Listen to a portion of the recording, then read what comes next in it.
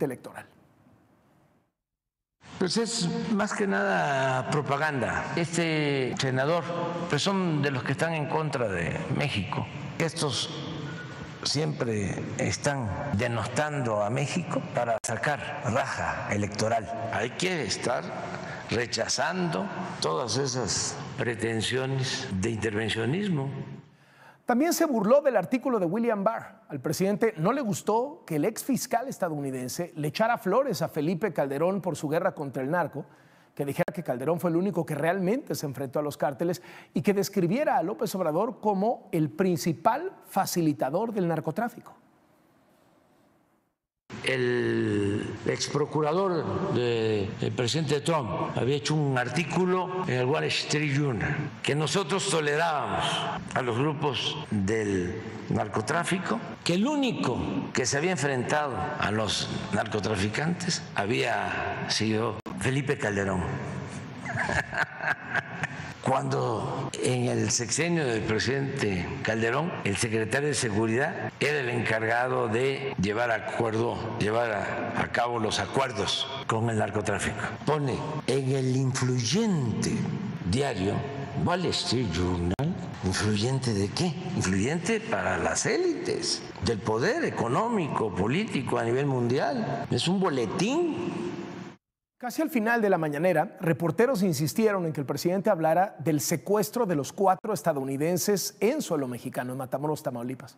El presidente minimizó el asunto y aseguró que será un trabajo de autoridades federales y estatales. Ya se está atendiendo, ya yo creo que se va a resolver. Eso espero, pues, deseo. Sí, son personas de Estados Unidos que la información que tenemos cruzaron la frontera para comprar medicamentos en México y hubo una confrontación de grupos y fueron ellos detenidos. ¿Sabe quién dio a conocer más detalles del caso? El embajador de Estados Unidos en México, Ken Salazar.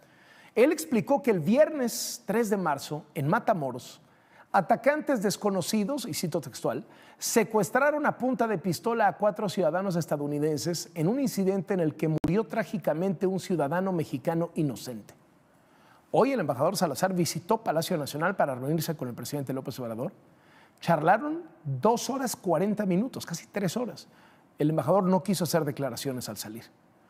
Por cierto, se enfrentaron en Twitter el congresista republicano Dan Crenshaw, que fue el que propuso la iniciativa de ley contra los grupos del narco en México, con el líder de Morena en el Senado, Ricardo Monreal. Monreal tachó de intervencionista la iniciativa de Crenshaw y Crenshaw le respondió que si los tweets que ponía Monreal se los estaban escribiendo los líderes de los cárteles.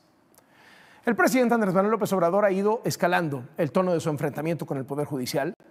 No perdona que la presidenta de la Suprema Corte, la ministra Norma Piña, no se haya puesto de pie para recibirlo en aquella ceremonia para conmemorar la promulgación de la Constitución el 5 de febrero en Querétaro. Desde ese día ha mencionado y atacado en 12 mañaneras a los jueces, a los magistrados, a los ministros y en especial a ella, la ministra Norma Piña. Ataques que se han intensificado ahora que la Suprema Corte va a empezar a analizar las impugnaciones del plan B electoral del presidente, quien hoy, por cierto, lanzó otro ataque. Es evidente que hace falta una reforma en el Poder Judicial, porque actualmente es un bastión del conservadurismo corrupto, ese poder. Por cierto, que durante un encuentro con juzgadores el fin de semana, la ministra presidenta de la Suprema Corte, Norma Piña, les dijo que no son tiempos fáciles y les pidió actuar con responsabilidad y prudencia, pero sin cobardía. La seguridad de los bancos del bienestar está en entredicho. Apenas hace 3 días estalló un artefacto en un cajero del Banco del Bienestar que no tenía vigilancia. Esto sucedió en Los Reyes, Acaquilpan, en el Estado de México. No lograron llevarse el dinero porque reaccionó rápido la policía local.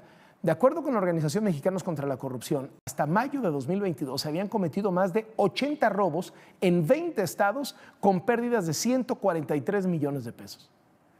Aquí en Latinus, el mes pasado revelamos que un cónsul honorario de Nicaragua, Elías Gerardo Valdés, recibió contratos por 3,000 millones de pesos para que sus empresas de seguridad privada cuiden las sucursales del Banco del Bienestar, entre otras instituciones. El gobierno no ha dicho nada sobre este extraño caso. Un cónsul honorario de una dictadura recibiendo miles de millones de pesos para dar seguridad a un banco del gobierno que tiene una crisis de seguridad.